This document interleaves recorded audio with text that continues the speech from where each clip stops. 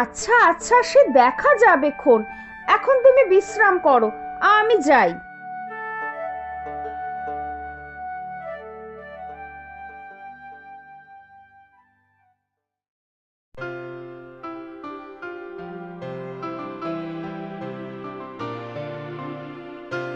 মা, বাবা কি করছে? কি জানি রে, মনে হয় দোকানের মালিকের কাছে গিয়েছে। কথা বলে দেখছে যদি কাজটা আবার ফিরে পায়। খুব চিন্তা করে আজকাল, শরীরটা একেবারে ভেঙে গিয়েছে।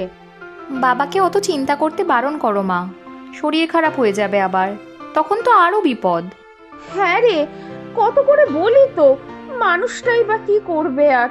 বড্ড অসহায় লাগে মানুষটাকে। কিরকম লোক চোখের সামনে কেমন হয়ে গেল। জানো মা, এতগুলো